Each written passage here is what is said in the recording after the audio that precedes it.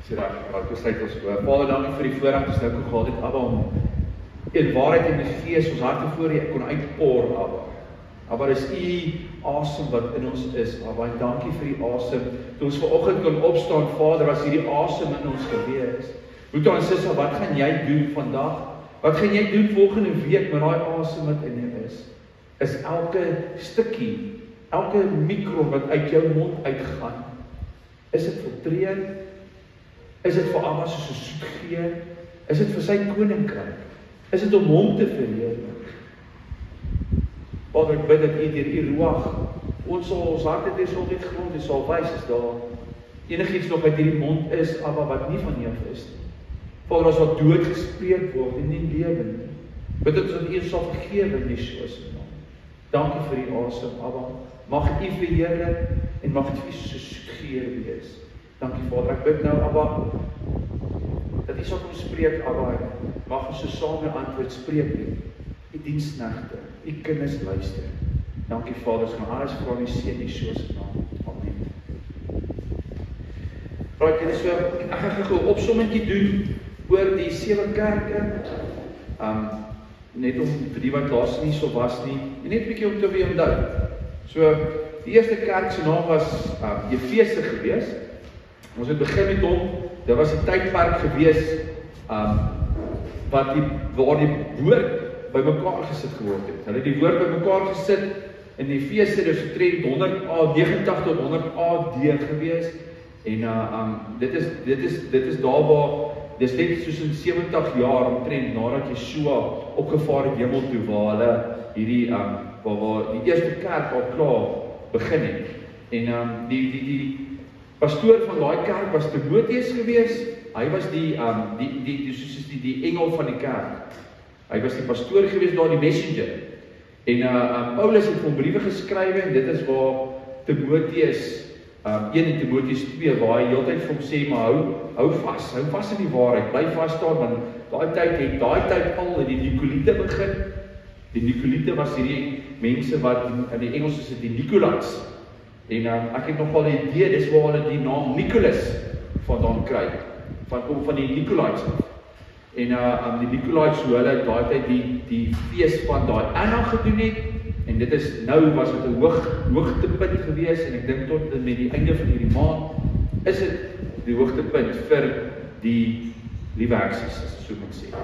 Want hulle dans voor die nuwe maand, en hierdie jaar was dit juist die Hunters Moon gewees, wat hulle vir die volmaan, vir die volmaan dans, en dan doen hulle die goeders, en hulle bring offers en gaan te kere. En ek wil vir julle dankie sê, terwyl ons hier praat oor met Sukkot. Daai 2 mense wat hier ingekom het, daar was definitief 'n plan gewees, ek weet nie presies nie, maar in my hart voel ek, dit was 'n aanval wat beplan was, en deur almal wat gebede gedoen het daai dag, en wat ons vir die hele tydperk van Sukkot, wat ons vasgestaan het, en ons het die plek toegemaak, en ons het gebid vir die bloed van Yeshua, en alle dinge, was daai mense, was die vlees hier ingekom, maar die geestelike kant het buite gebly, en ons kon hulle aanraak met die lig, en hulle het vrede en liefde ervaar, en saaks geplant, en dankie daarvoor. Alright, so ons moet net dit doen, albei by kom wys, ons moet volgende jaar, ons moet eerder voordat 'n ding gebeur, voordat daar dinge soos dit inkom, voordat daar aanvalle is. Ek het met ander boetas ook gepraat, dit was, Sukkot was, hierdie jaar het mense net aanvalle ervaar, want die vyand obviously hou nie van dit, eintlik al die feeste. En maar die probleem is baie keer wil ons eers begin warfare as ons in die situasie is. Ons moet begin warfare voor dit.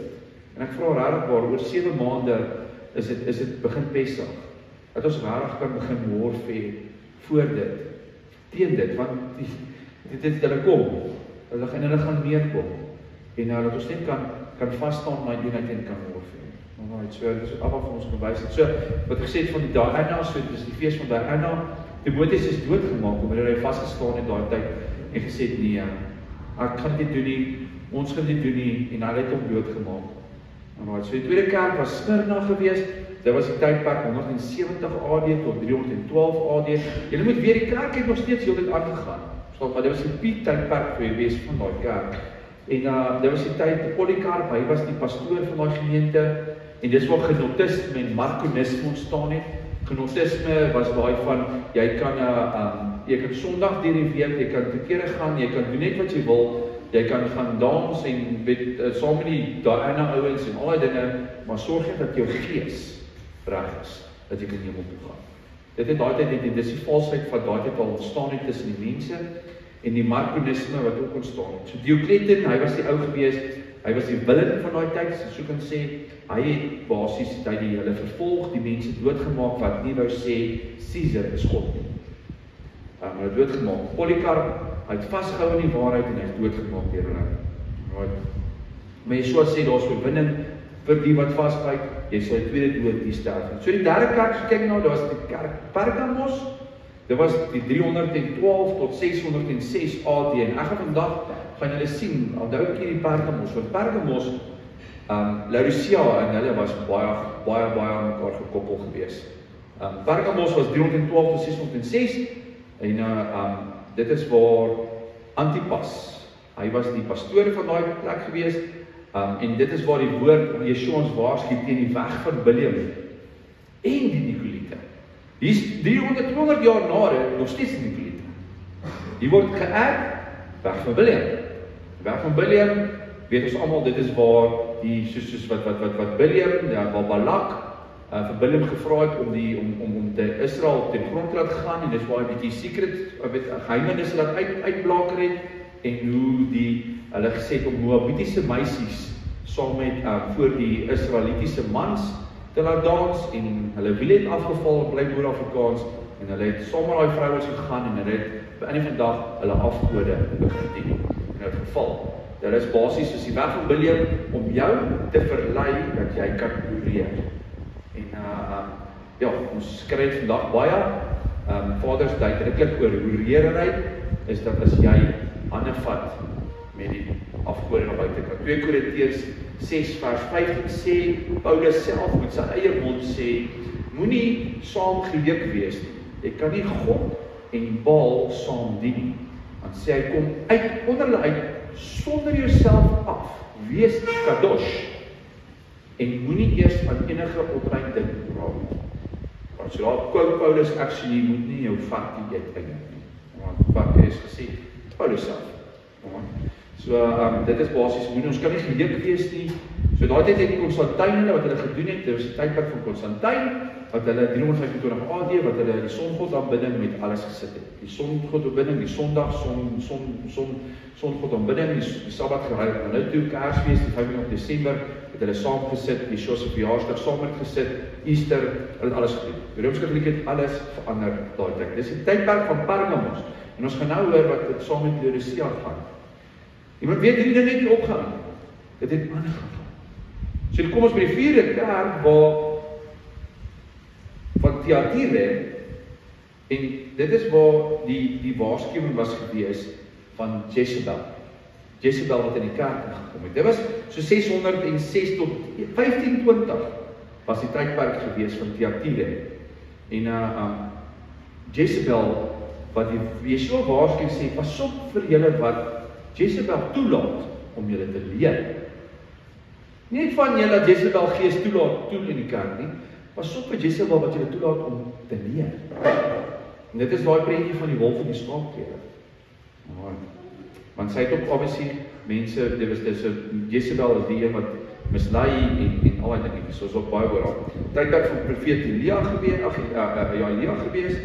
So, toe kom die tydperk Sardes, die kerk Sardes, en dis die tydperk toe Martin Luther besluit het hierdie storie van die Roomse Katolieke, dis nou klaar. Hierdie wat hulle die indulgences, wat hulle so die hele tyd gaan verkoop het van die sondebriefies, as jy kan gekoop het, so as jy 'n Sondag het, dan kon jy net die datum ingevul het, en dan kon jy dit vir jou priester gevat, en dan sê vergewe vir die sondes. Dis basies 'n kaartjie om te sondag. So dis wat hulle gedoen het, en hy het gesê, dis genoeg daarmee, Martin Luther het in 'n revolusie gekom daarteen, en dit is die Duitse revolusie, gereformering, Duitse reformering. Ons kry vandag van die Sisterskerk, ek gaan nou naam nie uitsê nie, die Duitse reformering, is baie daarvan af, maar met Martin Luther se tyd was daar iets wat bygekom het, hulle het die klein baba doop ingestap. En van daar af Martin Luther het baie gedoen, hy het verander, hy het gesorg dat hy 4 vertalings by mekaar gaan sit en hy het 'n Bybel geskrywe, maar hy het gesê, ons hoef nie meer te sit met basies met die storie van Katolieke nie en al die goeders nie, hy het hom verander, okay? Maar die groot probleem is hy nie alles weggevat nie. Dus jy kyk vandag waar die van die kerke sit, en dieselfde storie van daar moet ons moet basies met daar, die klein doop is nog steeds daarso, die Easter is nog steeds daarso, die Kersfees is nog steeds daarso, die Sondag Sabbat is nog steeds daarso. So hy het goed gedoen, maar hy het nie alles uitgevat, maar so van mens. Alright. Dan het ons gepraat by Philadelphia, en dit was die tydperk gewees van die sendelinge, so 'n week terug gepraat oor dit, die sendelinge tydperk gewees, waarvan John Wesley, wat hy basies uitgegaan het en hy die woord verkondig het. Dit is die enigste kerk wat jy so gesê het, ek het aan elke kerk gesê, julle is nice, ek ken jou werke, want hy gesê, maar ek het dit teen julle. En dan het hy beskryf wat hy teen hulle het, en dan het hy gesê, as julle dit nie doen nie, dan sal dit sal daar sien nice wees wat julle sal gebeur. Die kerk van Philadelphia was basies die enigste kerk soos wat jy so gesê het, daar's niks wat hy teen hulle het. Dis die enigste kerk wat hy niks teen hulle gehad het. Hy het gesê, dit oop deur. En toe het hulle gegaan en so het hulle gegaan en hulle gaan versprei. Maar een ding wat hulle gedoen het, aangesien John Wesley gegaan het en kom verskillende kerke gaan stig het weer eens die vyand uitgekom en hy het begin om mense, verskillende kerke, mense opinies het begin opstaan. En maar ons kerk sê so, jy sê so, want obviously daar's al hierdie goeders, al hierdie kerke is goed het oorgedra na mekaar en hulle was verwarring geweest. En so het opinies gekom en toe basis hulle begin beklei, skerings gekom en volgende tydperk het aangebreek, Laodicea. Die mense het pap geword. Hulle het lou geword. So ek wil vandag praat oor die 7de kerk, Laodicea. Dis die laaste kerk, en ek keer af vir die reeks, bid asseblief saam vir my, en vir ons almal, vir die volgende gedeelte wat ons oor moet praat, hierso, vir 2 weke, ek sal waardeer as jy saam bid, almal ons wys, wat hy vir ons volgende wil leer. Alright. So, dit is die 7de kerk, maar ook die laaste kerk. Dit is die laaste kerk, en daar's nie nog 'n kerk nie. Daar's nie 'n 8ste kerk nie. En as jy gaan kyk hoe die alles van Vader by 7 eindig, en dan as ons kyk hoe Sukkot, is dit die eerste dag, dan sal 7, en dan is dit die 8ste dag. 8ste dag is die nuwe dag. Die 8ste dag is gepraat daarvan, dit is wanneer die kindertjies besny is, dit is die dag wanneer ons in die koninkryk gaan ingaan.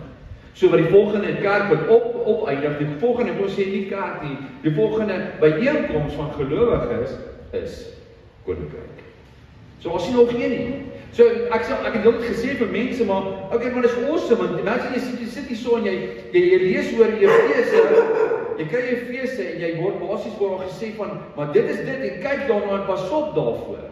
Alright, so jy pas op daarvoor, wees versigtig daaroor. As jy dit nie gaan doen nie, dan gaan jy basies dan gaan jy nie daar's jou beloning. Dis so amazing. Okay? Hoe lekker sou dit wees nie, want hulle maak die Bybel oop, almal wat in die Bybel gehad en dan lees jy oor jou kerk. Wie is die waarskuwing? So vandag kan ons, want die laaste kerk is Laodicea. Ons kan hier oopmaak en lees maar joh, Laodicea is nog aan die gang. Want Laodicea het sy tydperk het aangehou tot 1977. Dis nou die dag. En glo vir my het nie opgehou. Dis nie die piek tydperk. En nou kan ons sit vandag en ons kan lees, pas op hiervoor. Dit is so amazing, Yeshua, hy is so lang, hy is gister en vandag en môre, hy is everlasting. Vader is everlasting.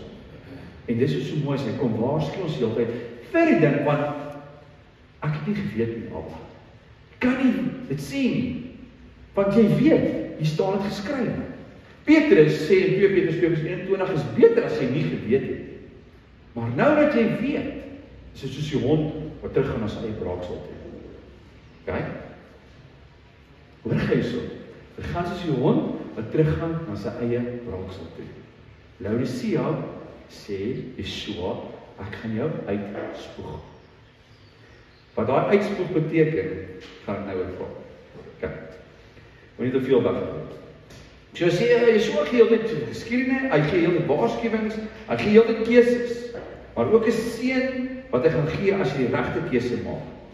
So kom ons gaan lees oor die kerk van Laodicea. Ek gaan lees en dan julle moet nou oop daarso. Ek gaan 'n stukkie lees en dan gaan ek stop. En dan gaan ek praat daaroor. Dit is net vir my, want anders as ou lees, dan vergeet ou klaar weer wat die eerste vers gesê het. So ek gaan lees en dan gaan ek stop, dan gaan ek 'n stukkie behandel en dan gaan ons aangaan, want dit is so mooi, die drie fases van hierdie stukkie van Laodicea is, daar's 3 verskillende afdelings en dit is so lekker, ons behandel een en dan gaan ons net volgende toe. So ek gaan begin met Openbaring 3 vers 14. As daar geskrywe, en skryf aan die engel van die gemeente van die Laodicense. Ek moet Laodicea, want Engels noem ek net vir my lekker. Betom. Okay. Dit sê die Amen, die getroue en waaragtige getuie, die begin van die skepping van God. So hier word dit weer gesê, wie is Yeshua? Hy is die Alpha en Omega. Hier sê Openbaring vir die wat sê Yeshua is nie van die begin af daar so nie, die wat Johannes 1 uit die woord het vat, die een wat van die begin was saam met God. Die begin van die skepping van God, die waaragtige getuie. Okay, so heeltyd in elke kerk, wat so mooi is dat Johannes kom en hy beskryf heeltyd, elke kerk het hy 'n eienskap van Yeshua gevat en dit met daai kerk saamgesit. Alright, soos een was die tweesnydige swaard geweest, ander was die oog geweest, die ander was die wat in sy hand is, die 7 sterre en die 7 kandelaare. So heeltyd sit hy iets saam die tweesnydige swaard uit sy mond uit. Hy sê dit saam met heeltyd saam met elke kerk. Hierso kom sê hy die Amen. Die Amen is deel van Laodicea. So kom ons gaan lees net wat Openbaring 1, hoe Openbaring begin het, vir die wat ons dan begin al voorlees, maar ek gaan net weer vir ons lees, want dan is die eienskappe van Yeshua kan verstaan, want dis hoe Yeshua lyk, en dis hoe Vader lyk, want Vader sê hy is soos Yeshua, Yeshua is soos Vader, dit word beskrywing van hoe ons God lyk, en dis wat so mooi is, ons kan nie sê ons weet nie lyk hy, want dis hoe hy lyk. Hier staan geskrywe, vers 12, Johannes 1 vers 12. Toe draai ek my om te sien watter stem my gespreek het. En toe ek my omgedraai, sien ek die 7 goue kandelaare. Dit is die 7 kerke, wat die lig skyn. En tussen die 7 kandelaars, een soos die seun van die mens, met 'n kleed aan wat tot op die voete hang, en gegrond om die bors met 'n goue gordel. Sy hoof en hare was wit soos wol, soos sneeu, en sy oë soos 'n vuurvlam. Daar's 'n liedjie van die Jaspers gehad. Daar's 'n liedjie wat ek nou so Revelation oor Openbaring 1 het geskryf het. Julle as julle wil hê ek kan vir julle stuur. Dis regtig so mooi. Uit die hele Openbaring 1 gevat en 'n liedjie van gemaak. So sy oë was soos 'n vuurvlam. Sy voete soos blink koper wat gloei soos in die oond. Okay, dit is daai brons. Brons is judgment. Dis die judgment oor die kerk, okay? En sy stem soos baie water. Skyn dit ding. Sy stem soos baie water.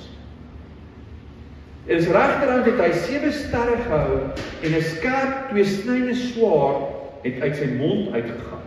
En sy aangesig was soos die son wat skyn in sy krag. En toe ek hom sien, val ek soos 'n dooie aan sy voete en hy het sy regterhand op my gelê en vir my gesê, moenie vrees nie, ek is die eerste en die laaste. So mooi, die regterhand het gepraat word van. Ek is die eerste en die laaste, ek is die lewende en was dood, en kyk, ek leef tot in alle ewigheid, Amen. Ek het selfs die sleutels van die doderyk en van die dood. Skryf die dinge op, gesien het, die wat is, sowel as die wat gaan gebeur.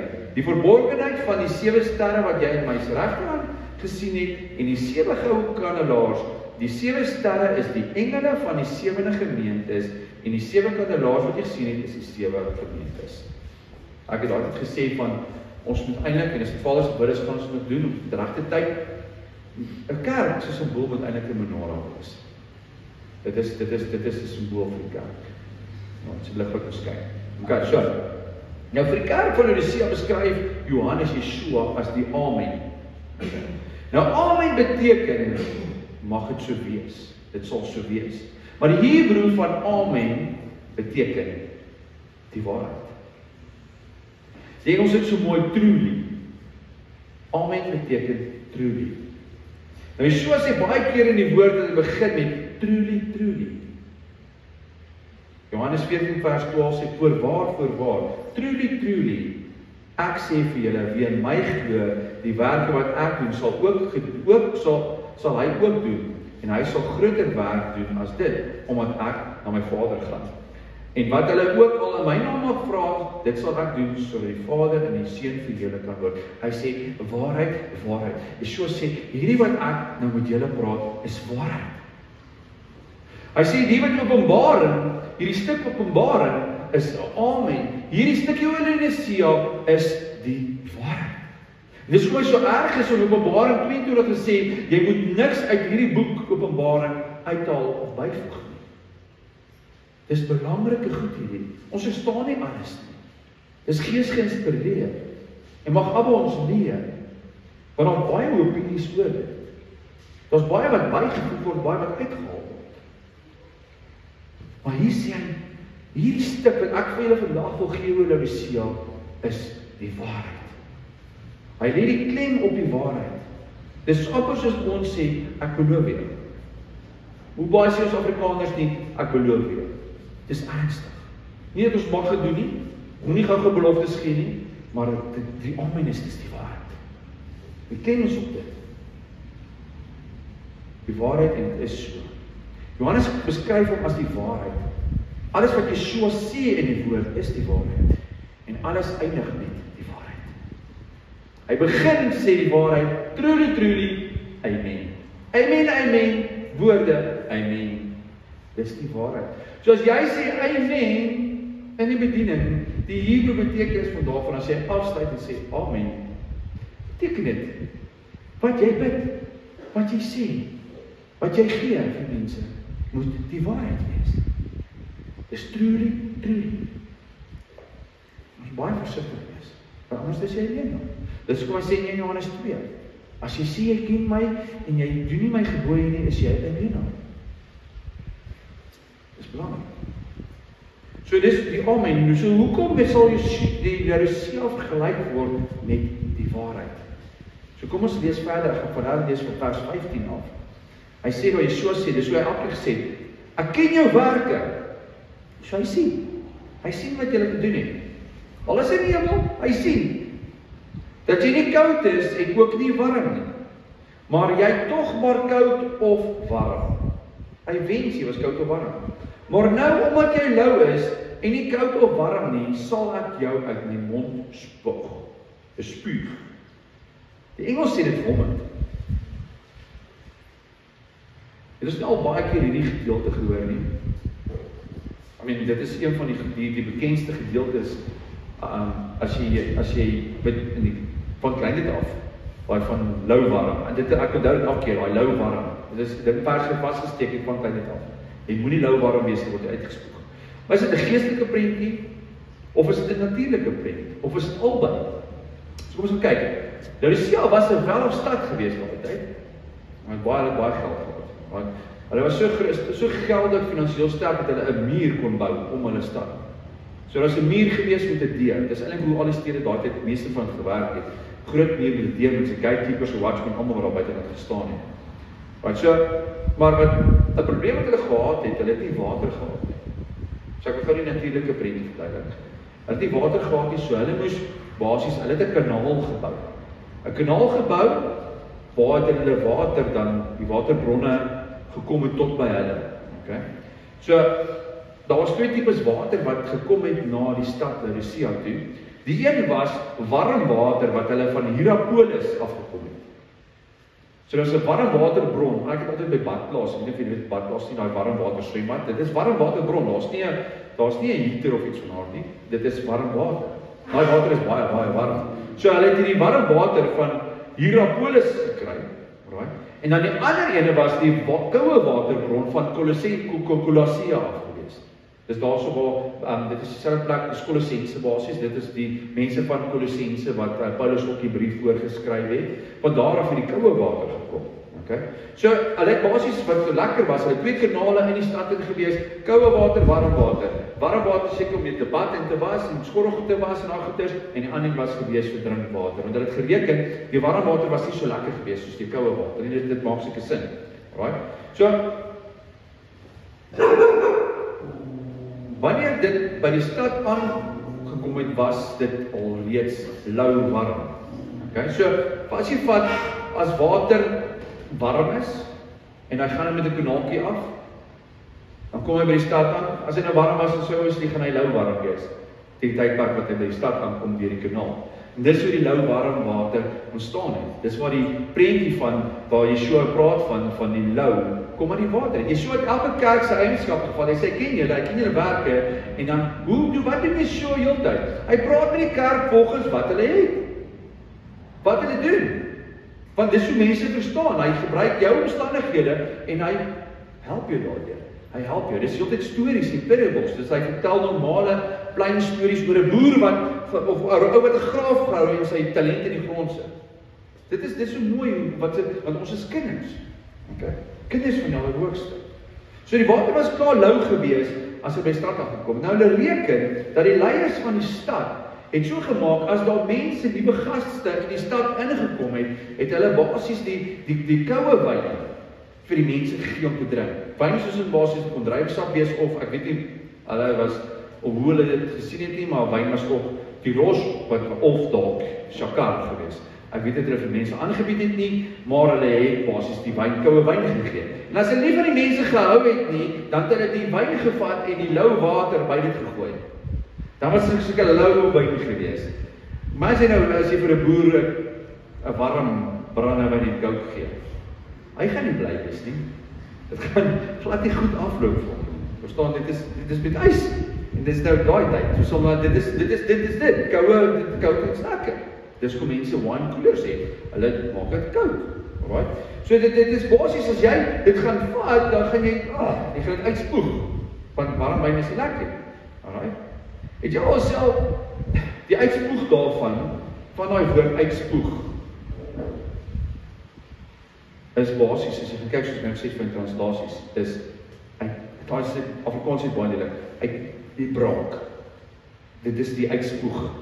Het jy al in jou, as jy byvoorbeeld in jou kar heel dag geraai het, en jy het 'n botteltjie water op binnekant, en jy is nou regtig dors, en jy gaan groot, en jy begin drink, en jy sluk daai warm water. Jy so gou is in, gaan so gou spoeg jy uit. En of selfs as jy 'n Coke, imagine nou 'n Coke wat jy laas in jou kar en dis waar hy koue Coke en jy drink hom en dit is hierdie vuurwarm Coke. Dis nie lekker nie, jy gaan dit uitspoeg. Alright? So dit is waar die storie kom van waar Yeshua sê, ek gaan dit uitspoeg. Dit was nie lekker nie, hy hou nie daarvan. Nou die Grieks vir uitspoeg is emil. Okay? Dit beteken om op te gooi. Ekskuus, dis nou 'n bietjie kraus, maar dit beteken om op te gooi, emil. En dit is presies wat Engels dit verstaan het. Dis die uitspoeg, die Afrikaans vertaling sê nie, dit is vomit. Okay. So dis so erg, Yeshua sien as jy lou is. Dit maak hom naar. Hy braak jou uit sy tyd. As ons so veel terme sê, die spoeg is te maklik. Spoeg is, jy verstaan nie lekker. Maar as ek jou gesê, Yeshua raak naar vir jou, as jy lou is. Dit is, dit vloed nie. So die koudse Griekse betekenis is psychos. Dit beteken om koud te wees, koue water, maar ook traag. As jy koud is jy traag. 'n gedagte van iemand sonder 'n warm Christelike geloof is nog beskryf. Hoor jy dit sê stroms? 'n gedagte van iemand sonder 'n warm Christelike geloof en die begeerte na heiligheid. Dis die traag. Gaan weer vir ons lees. 'n gedagte van iemand sonder 'n warm Christelike geloof en die begeerte na heiligheid. Dit is hierdie woord koud, sairos. Dis die betekenis van dit. Dit beteken om traag te wees. En die warm, alright, sy Grieks is zestos. En dit beteken kokend warm, maar ook ywerig en geesdriftig. Dis as jy warm is vir Abba Vader. So as mens na die warm en koud gaan kyk, kan mens albei gebruik in natuurlike. Jy kan koue koeldrank of jy kan warm water om mee te stop. Right? Maar geestelik is dit anders. Jy kan nie albei gebruik nie. Want geestelik is daar 'n skeiding tussen die twee, tussen warm en koud. Yeshua sê, jy's of warm of jy's koud. Jy kan nie in die middel wees nie. Dis die grys area, daar kan nie 'n grys area wees nie. Jy's of wit of jy's swart. Jy's of on fire vir hom of jy's nie. Jy's of ywerig en geesdriftig of jy's sonder 'n warm Christelike geloof en die begeerte na heiligheid. Jy's of sonder dit of jy's ywerig. As jy tussenin is, sê Yeshua, hy spoeg jou uit. Dis soos vandag, wat ons baie keer kry is nie vandag, hoe mense hou daarvan om een dag, een voet in die kerk en een voet in die wêreld. Hulle hou daarvan. 6 dae se lekker lewe en dan een dag se gehoorsaamheid in die kerk. Dis wat ons doen. Yeshua sê vandag, ek sal jou uitspoeg uit my mond uit, jy maak my na as jy so is. Hy hou nie van iemand wat tussen is, en dan is jy Engels sê die hypocriet. Dit maak jy so na. So hoekom wys Yeshua na Laodicea as lou? So kom ons kyk gou na Laodicea. Dit was die tydperk, nou gesê 1906 tot 1977 AD. So om te verstaan oor Laodicea, ons kyk na die geskiedenis van Laodicea. Laodicea was 'n baie welm stad. Hulle het bankwerk gedoen. So al die groot mense het gekom in hulle bank, hulle het hulle geld kom bank daarso. Nou die stad self het hulle by die swart wol gemaak en ook sandale. Dit was hulle inkomste gewees in die plek. Nou een item wat hulle baie geld mee van gemaak het, was oogsalf. Hulle het oogsalf gebruik, obviously vir die mense wat stof, en daai tyd was daar nog nie teerpaaie gewees nie. Jou oë het krapperig geraak en hulle het oogsalf weer gemaak. Die stad het baie Romeinse invloed gehad en hulle het hande gevat met die mense van Pergamos. Maak dit vir jou sin, Pergamos en Laodicea, Pergamos, Constantijn hulle, met alles politieke keuses wat hy gemaak het, en Laodicea. So was 'n politieke stad gewees. Hulle was goed gewees in industrie en ruilhandel. Die stad het tot self, daai tyd al, sy eie amfitheater gehad. En monumente is opgerig. Hulle geestelike leiers binne kan die stad het rondgeloop en vertel dat hulle geestelik vol is en niks kort nie. Dit was toppunt van hoogmoed daar. Dit is 'n skatterlike stad met hoogmoedige kerkmense. Pleindoorverplaas. Die kerk in Laodicea was gevind gewees deur die man met die naam Epaphras. Dit was die ou gewees want hy was die pastoor gewees van daai kerk en hy het onder Paulus geleer. Baie interessant. Paulus het hom geleer. Nou die naam Laodicea, hoor gou waar kom die naam vandaan? Kom van die koning Antiochus se vrou af. Die vrou se naam was Laodis gewees. Laodis. Nou hulle die stad Laodicea na haar vernoem. Hoor gou wat dit beteken die Grieks vir haar naam. Lou het daai te beteken 'n nasie. Okay? En dis het beteken oordeel. Laodis beteken 'n nasie wat geoordeel word. Nou as jy gaan kyk na die geskiedenis van Laodicea, was dit 'n baie kritiese stad gewees. Was baie kritiese gewees. Die Romeinse ouens met al hulle wette, Constantijn se wette, want wat het Constantijn gedoen? Hy het al hierdie canons ingestel, al hierdie wette ingestel van ons is reg en julle moet dit doen, anders word julle doodgemaak. Ons is reg. Dus die wette gewees, die Romeinse wette was in daai pad in daai plek gewees. En die probleem is, hulle die mense begin vervolg daarso. Mense was vol gewees en toe moes die mense 'n keuse maak in die stad. Of hulle word doodgemaak, ja? Of hulle aanvaar dit. Hulle aanvaar hierdie hele basies hierdie hele vervolging. Daar was 'n man gewees met Domitian. Hy het 'n leier geword daarso. Van daai tyd af van Pergamos se kant af. En hy het geredeneer dat hy is God. En hy het die mense beveel om op te bid. So ek self beweeg, jy het hierdie stad met al hierdie geld en goederes, Maar in die Romeinse ouens wat daar so is, en jy word geonderdruk. Jy word geonderdruk, jy word gesê, jy moet dit doen, anders te maak as jy dood. Dit was dieselfde met Smyrna gewees. Al die goed het oorgekom, en dit was die einde gewees vir Sia. So, wat hulle gedoen het is dat, so dit gebeur, hulle het afgewaar dat die mense begin kompromieë sluit op die einde van die dag, en net om hulle besittings te kan behou, en deel te wees van die stad. Daar was Christene gewees, daar was Grieke gewees, daar was Jode gewees, in ons stad. En hulle het begin kompromieë sluit met die Romeinse ouens. En om rykdom te kry, met obviously besigheid te kry, geld te kry, en dat die kerk gebruik as die skynsel. Hulle het agterop geskuil, want ek is nog steeds deel van die kerk, maar dit was nie die kerk gewees nie. So, hulle het 'n gees, hulle het wel rykdom gehad, en die rykdom was hulle status gewees. Hulle het so hoogmoedig gegroei, dat op die einde van die dag het hulle gesê van, hulle het niks meer nodig nie. Hulle het niks nodig op binne nie. Hulle voel geestelik, is dit nie daai gemotisme nie, geestelik is hulle reg, en hulle het die geld, hulle het niks nodig nie. En glo daai hoogmoed wat Laodicea gehad het. Yeshua beskryf dit in vers van Openbaring 3 vers 17. Hy sê, want jy sê, ek is ryk, en het verryk geword, en het aan niks gebrek nie. Dis wat sy houding bepaal. Maar Yeshua sê, en jy weet nie dat jy is wat ellendig en beklaanswaardig en arm en blind en naak is nie. Dan sê hy so vers 18, ek raai jou aan om van my te koop, goud, wat deur vuur gelouter is, sodat jy kan ryk word. Hy sê so, en wit klere, dat jy jou kan aantrek en die skande van jou naaktheid nie openbaar word nie. En salf om jou oë te salf sodat jy kan sien. Hier gebruik hy so by die salf. Hy praat met die mense met hulle taal.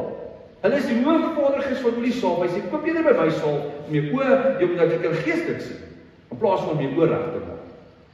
Dis nie net amazing nie. So hulle het gedink, hulle het genoeg. Hulle het gedink hulle is ryk, maar eintlik het hulle niks nie. Hulle sien hulle is arm, Yeshua sien hulle is arm, en hulle is naak sy oë. Ek kan dink hoe na Yeshua baie stadium gevoel het, oor die hoogmoedige, fake Christene, wat dink hulle is alles. Kry ons dit vandag nog in die kerke? Kry ons dit vandag in die wêreld? Ja, ons kry dit baie. Dis gewoonlik die mense wat inkom by kerke en heel voor in die kerk gaan sit. Wat met die Bybel onder die arm loop en geestelike hoogmoed het. Die mense wat by die predikant se huis kuier en heeltyd deur hom genoem word want hulle tiendes is baie. Hulle is amper huisvriende, so nou is daai mense. En waar het nou byvoorbeeld, en ek het nou as 'n kind, as om by daai ou se plek waar voor in die kerk te gaan sit. Jy gaan ook kyk uit snaaks. Want hoe kan jy nou daai ou se plek voor in die kerk? En jy kry baie keer wat ons altyd, het jy onskuldige mense gekry uit in die kerk gekom en hy het 'n plek gaan sien en daar gaan sit. Dan gaan sit hy op daai mense se plek. Jy sal dit kry dan. Daai mense wat heel week op mense gil en skree om geld in te bring vir sy besigheid. En dan Sondag sit hy voor as die hoogheilige mens. Ons kry dit. Ek het al mense wat geken het hulle daai ou het so gegil en sy maat hom gewerk.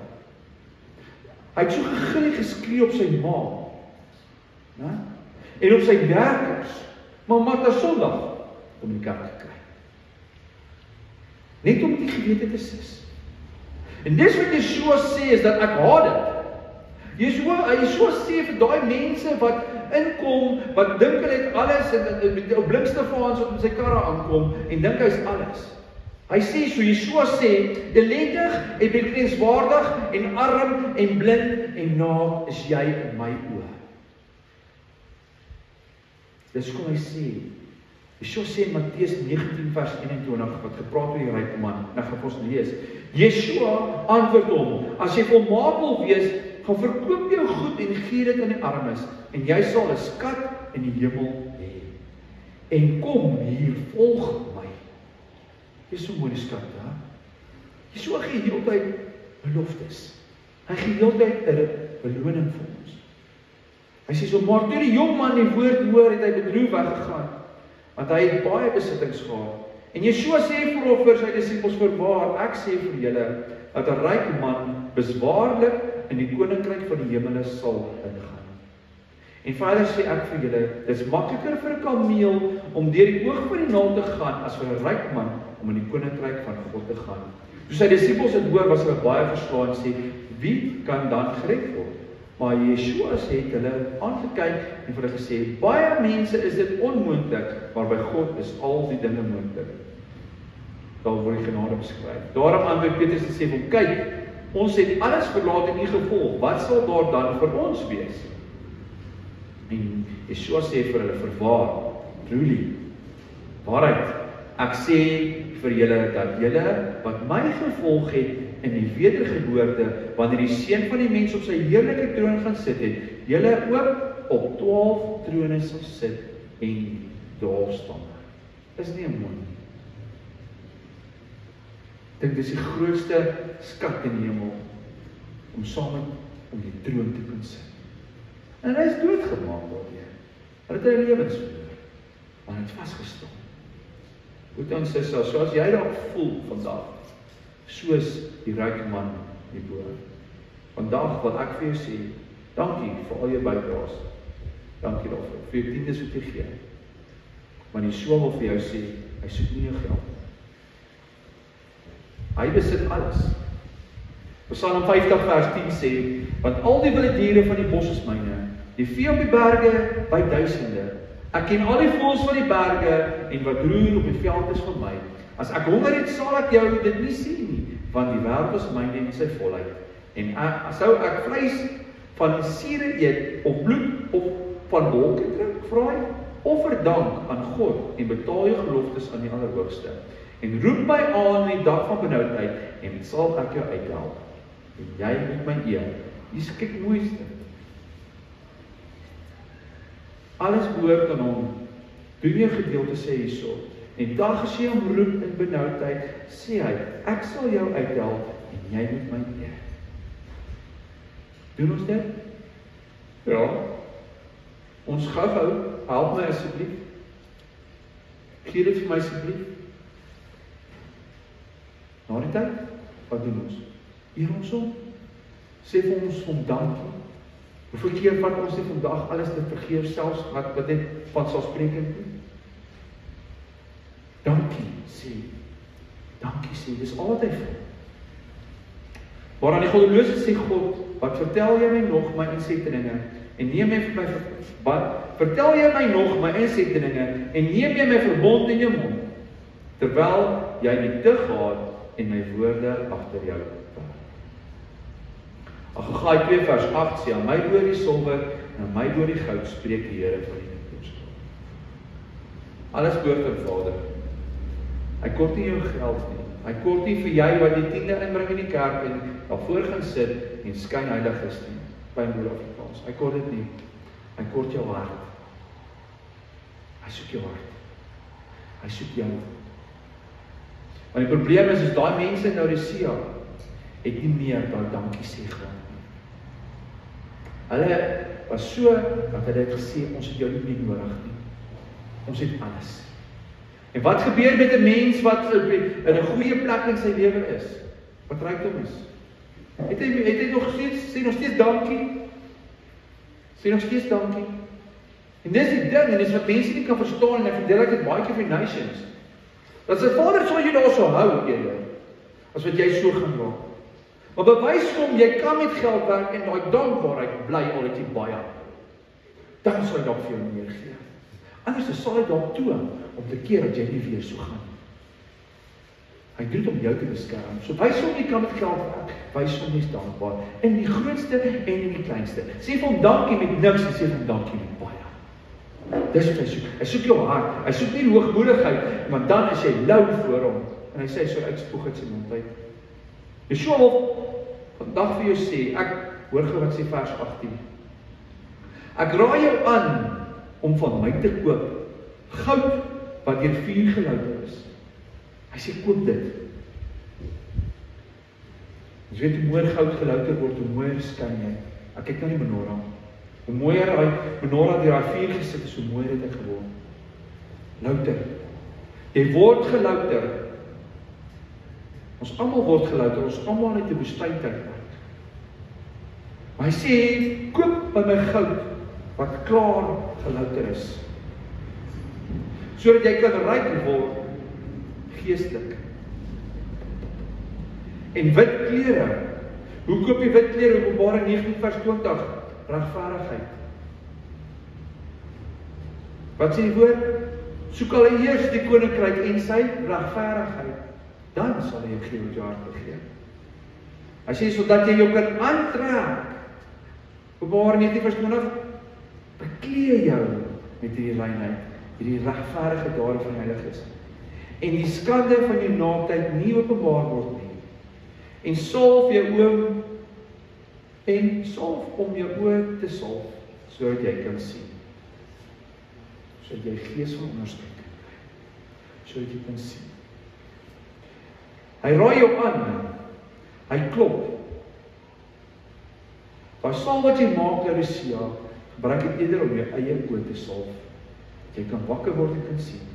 Joshua sê in Openbaring 3:19, ek lees verder. Almal wat ek liefhet, bestraf en tigtig ek. Wees dan ywerig en bekeer jou. Wat was ywerig geweest? Wat is die beskrywing van warm? Ywerig en geestelik. Hy sê hierso, wees ywerig en bekeer jou. Jy is sondig, ons almal is sondig, Romeine sê dit, ons almal kom kort die glorie van God, ons almal is sondig, maar Yeshua sê, die wat ek lief het, bestraf en tigtig ek, wees ywerig en bekeer jou. Dis al wat hy wil hê. Wees warm vir my, en hier is die repentable hart, soos Dawid gehad het. Dis al wat hy vra. Dan sê hy, kyk, ek staan by die deur en ek klop. As iemand my stem hoor en die deur oopmaak, sal ek ingaan hom toe en saam met hom 'n maaltyd hou en hy met my.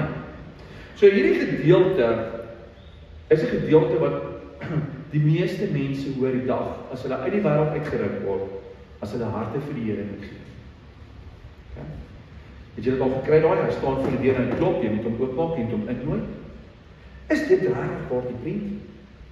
Yes, ons moet hom innooi in ons hart. Ons moet die vooruit, nie die hart, die deur oopmaak, ons moet die vooruit van die hart verwyder. Ons moet die hart besny, dan nooi hom in. Okay? Want almal, tot Abraham het sy hart besny. As die Vader kom in my hart en ek glo nie, dan vertrou wat hy gaan doen. So, ons geleer kind, dat jy so klop en jy moet jou hart van gee. Ja, jy moet die deur opmaak en hom innooi as 'n verlosser. Maar in hierdie stuk is 'n ander klop. Yeshua, klop Yeshua en vra hom dit te kom. Met wie praat hy? Hy praat met die gelowiges. Hy praat met die kerk. Hy praat met die wat al lank terug hulle hart vir hom gegee het. Die ding is net, as hy klop, is hy nie meer binne nie. As hy klop, as jy vandag daai klop hoor, is hy nie meer in jou hart nie. Hy was op 'n stadium daar gewees. Hulle het hom uitgedruk uit Laodicea. Hulle het gesê dat jy gaan, ons het nou nie meer nodig nie. En hy is so lief vir die kerk en vir die boetas en sissas en die liggaam, dat hy nog steeds sal omdraai en klop. Hy gaan nie net sê, man, bokker julle, ek gaan nou gaan. Ek sê, ons is almal is so lief vir ons, as dit nie was vir sy genade, sy liefde, het hy lankal ons mensdom van die wêreld afgevee. Maar elke liewe keer kom hy en hy kom maak 'n weg terug. Hy kom en hy klop, maar ek wil weer daar wees. Want hoekom?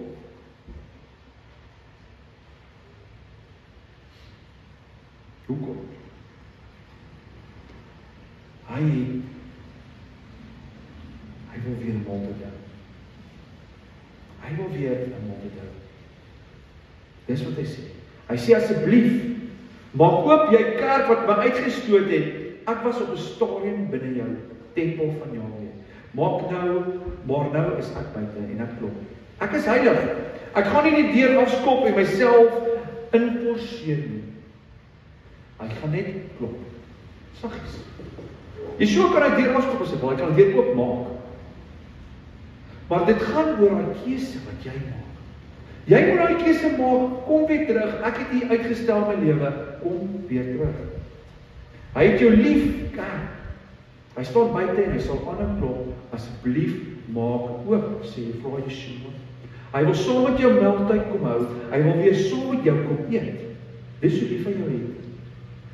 Nou die tyd, daar was 'n tyd gewees in daai tyd, as jy 'n maaltyd gedoen het saam met 'n persoon, dis amper soos ons vandag, as jy besigheidstransaksies doen, moet daar altyd 'n lekker steak saam wees. Dis as jy vrede gehad het saam met daai persoon, as jy gelukkig was met die besprekings, dan het jy geëet. Dis so daai tyd gewerk het. Okay? Hier is nie net 'n oop klop ding wat so net in jou hart gaan kom nie. En jy kies as jou verlosser.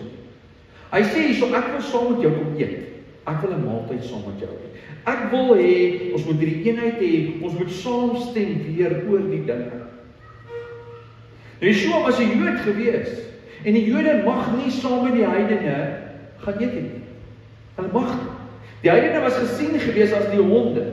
En die honde het daai tyd beteken mense wat buite covenant is. So die Jode mag nie saam met hulle gesien word eers nie. Hulle het gespoeg op hulle. Tot vandag toe nog as jy praat oor Yeshua sal jy spoeg van hulle. Dis hoe erg dit is. Hulle hou nie van die heidene nie. Okay? Maar hulle kry, en dis wat so amazing is dat die Vader kom gee die visie vir Petrus in Handelinge 10 om te gaan na Israel. Om te gaan na die heidene wat verlore is. Nie om vark te gaan eet nie. Nie om saam te gaan eet nie, om te gaan na hulle toe en die evangelie te gaan verkondig. Want daar is ons gesonde. En net deur daai visie te kry en sy gehoorsaamheid van Petrus hulle, het ons vandag die evangelie. Want dit gegaan na huis, na die honde toe en die evangelie gaan verkondig. Die verlore skape van Israel. Nou Yeshua sê, ek klop. Ek wil inkom, maak nie saak of jy 'n heiden is, 'n Jood, 'n Griek of 'n boer nie. Hy wil saam met jou 'n verbondsmaal hê. Want jy was op 'n stadium myne. Jy het 'n verlore skaap geword. En ek het die ander 99 gelos en ek het jou kom haal weer. En ek staan by jou, ek gaan na jou toe gaan, jy wat daar in die veld rondwandel, en ek gaan vir jou sê, asseblief, kom net weer in. Ek wil weer saam met jou eet. Ek wil weer gesellig saam met jou wees. Ek wil deel wees van jou. Maak oop. Los jou hoogmoedigheid, los jou mensopinies, los jou skynheiligheid, maak net weer oop jou deur. Ek staan en ek klop, en ek gaan klop, en ek gaan klop, sê Yeshua. Jou bruidegom wil saam met jou kom eet, die Tarsus aan. Dis 'n keuse. So nou vir die wat hy innooi weer, waar hy deur oopmaak en sê, kom weer uit, as jammer. Openbaring 3 vers 21 sê, aan hom wat oorwin, sal ek gee om saam met my te sit op my troon. Soos ek ook oorwin het en saam met my Vader op die troon gaan sit het. Dis wat hy vir jou sê. As jy deur weer oopmaak, as jy vir hom warm is, as jy weer warm is. Ons almal gaan deur 'n tydperk van koud. Ons almal is mens. Daar is tye wat ons koud was in ons lewe. Maar as 'n keuse om te maak. En hy sê, so wie oor het, laat hom hoor wat die Gees van die gemeente sê. Wie oor het, luister. Mense vandag dink is fyn. Ons kan net dans werk in kerk. Nee, ons moet werk. En ons kan dans. Maar met wat se hart gaan jy na die kerk? Is jy hier om jou gemoed te streel? Is jy hier om rede jy skuldig vir iets? Wat is jou rede hoekom jy kerk toe gaan? Hoekom sit jy hier so vandag? Is jy hier so om 'n maaltyd saam met Yeshua te hê? Is jy hier so om brood saam met hom te eet?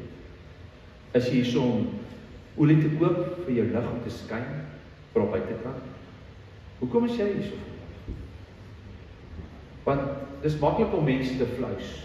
Maklik om 'n skynheilige gesig op te ek wil kom op. Dis maklik om 'n gesig op te sit daar buitekant. Dis maklik om voor te gee.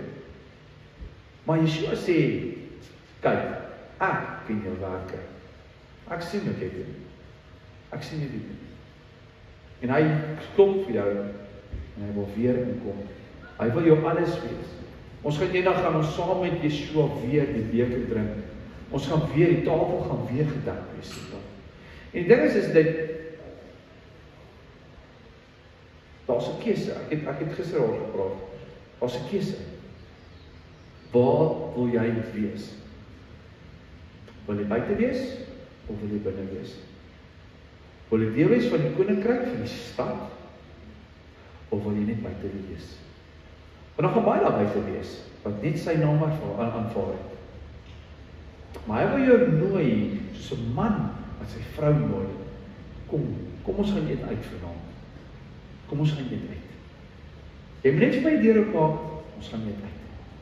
En dis wat Yeshua vir jou vandag vra.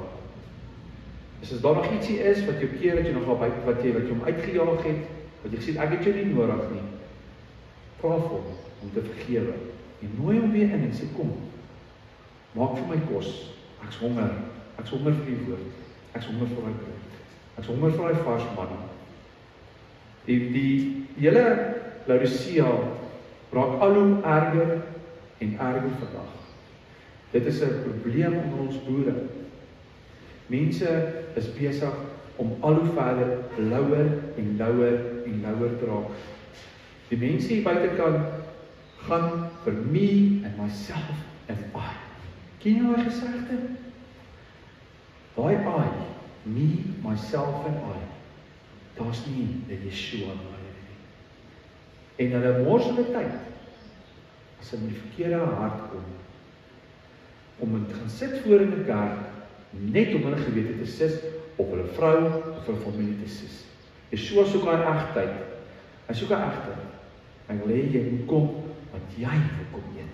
Nie jou vrou of jou kinders nie, jy wil kom eet. En ons moet bid vir die mense wat buitekant. Dit is die televisie, die YouTube video's, die dinge het so erg geraak dat die mense eerder in die bed sal lê vandag. As hulle kom opstaan en kom eet saam met boeties en sissies. Ons kan nie se liggaam funksioneer as die arm nog in die bed lê. Hand gaan nie kan werk as arm in die bed is nie. Yeshua is die kop, hy is die liggaam. Hy is die kop van die liggaam. Ons is deel van die liggaam. Maar elkeen, een van ons is 'n voet, een van ons is 'n mond, een van ons is 'n hand. Maar die arm is nodig.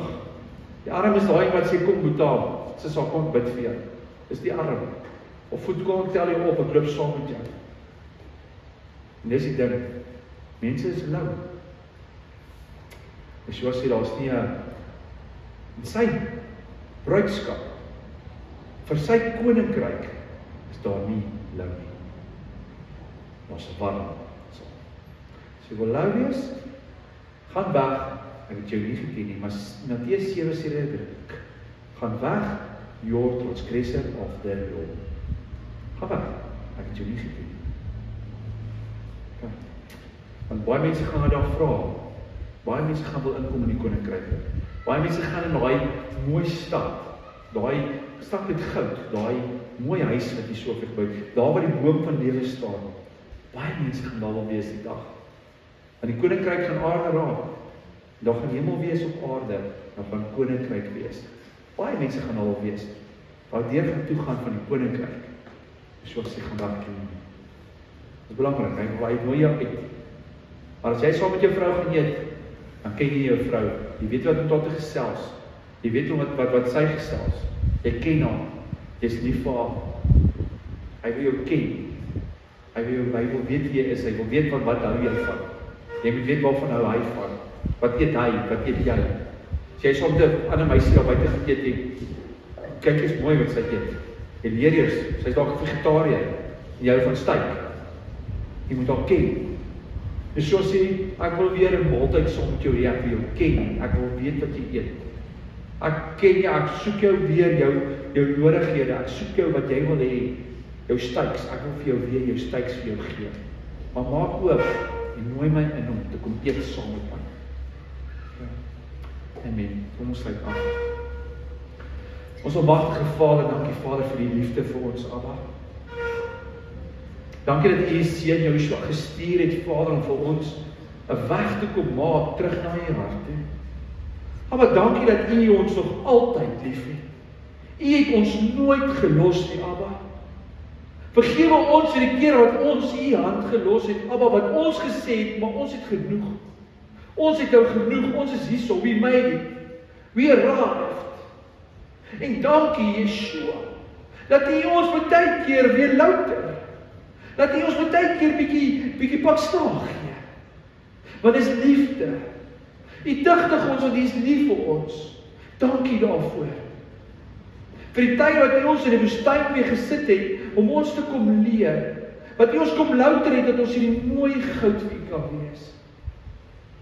Dankie Yeshua, dat al het ons nie 'n kans gegee nie op 'n stadium in ons lewe nie, en wat ons lou was, wat U bly klop het. Is liefde beskryflik groot. Dankie daarvoor Yeshua. Abba, ek eer U vir dit, Vader. Dankie dat U Ruach in ons gegee het. Wat in ons is die tempel van die Ruach. Wat in ons bly, en dankie dat U vir ons 'n vleeslike hart gegee het. Dat U die kliphart uitgehaal het. En dankie Ruach dat U ons wys en met ons praat, en ons waarsku, en ons troos, en ons al hierdie wysheid gee, en kennis en onderskeid gee. Om ons te help. Om hierdie verhouding te hê, saam met ons bruidegom. Vader, ek bid vandag, Vader, vir hierdie skoon klere. Ek bid dat U ons klere sal was, Abba, met die bloed van Yeshua. Dat ons hierdie mooi linne sal hê, wat sonder eers 'n kreukeltjie in het, gestrypte, mooi, gewaste, suiwer linne sal hê, van hierdie righteousness. Hierdie huweliksrok wat ons sal aantrek, as U bruid. Dit sal reggemaak wees vir die maal. Goed, as is in Suid-Afrika, as jy trou, dan trou jy, en dan gaan eet jy. En dis 'n prentjie van, wat eendag saam met ons bruidegom gaan wees. Na die troue gaan ons eet. En die wat saam met ons gaan eet, en die beker weer drink. Dankie daarvoor, Abba. Vader, ek eer U vir vandag, en ek eer U vir hierdie reeks. Abba, ek bid vir ons boeties en sissies daar buitekant, Vader, wat so ingesluk is in hierdie wêreld. Wat so hierdie geld jaag, wat dink hulle geld gee vir hulle status. Abba, ek bid vandag, Abba, dat U, as dit U wil is, Vader, in Yeshua se naam bid ons, dat U daai oogskille sal verwyder. Dat hulle sal kan sien wat ware verhouding is. Dat geld nie liefde kan koop nie. Net liefde kom met verhouding. Dankie daarvoor, Abba, dat U ons lief het. Dankie dat ons 'n verhouding met U mag hê. Vader, ek bid vandag, Abba, dat U ons sal seën die dag verder. Ek bid vir U shalom vrede wat U vir ons het. Dankie vir dit. Vul ons met U vrede, Abba. En Vader, dankie vir kos, dankie vir die voorsiening, dankie vir die dubbel porsie wat U vir ons gegee het vir vandag. Dankie vir kos, dankie vir brood, dankie vir geestelike brood, vir die manna wat vars is. Nie eers vrot manna nie, vars manna uit U troonkamer, dat ons eer U daarvoor, Vader. Mag ons soos Jesegiel die honger te hê, die skrol, hierdie brood wat Yeshua eet elke dag. Dankie daarvoor, Abba. Vader, ek bid nou die seën wat U vir ons het. Spreek ek nou uit nou oor elke boetie en sussie. Want ons is deel van Israel. U sê dit in Galasiërs 3 vers 29, deur Yeshua wat gegaan het en die verlore skape van Israel gaan haal het.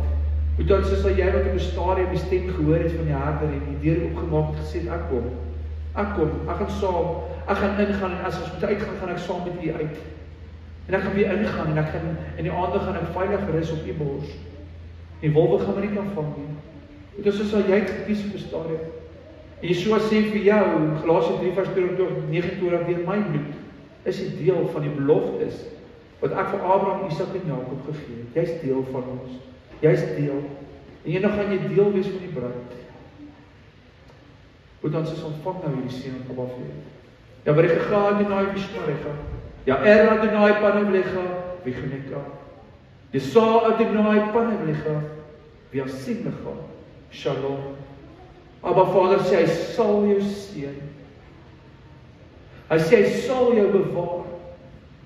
Hy sê, sal sy engele opdrag gee om jou te beskerm, maar ken hom net en wees lief vir hom, sê hy in sy woord. Hy sê, sal vir jou seën, daar's 1000 cattle on the hills behoort aan hom. Al die goud en silwer behoort aan hom. Hy sal jou seën. Wys net vir hom dat jy kan. Jy sal nie sy hand los as jy daar is nie. Vader sê, hy sal sy aangesig oor jou verhef, en hy sal sy aangesig oor jou laat skyn. Mag jy 'n menare wees wat skyn, wat die lig skyn na buitekant. Koop olie buitense saam, dat daai lig kan bly brand. Vader sê vir jou vandag, hy sal vir jou die shalom vrede gee. Ontvang dit ooralste waar jy gaan. Mag jy geseën wees. Ons vra dit alles, Abba, in die seën Yeshua Mashiach se naam wat vir ons moontlik gemaak het, ons koning en ons hoofpriester, deur die kragtige werking van die Ruach HaKodesh. Amen. Amen.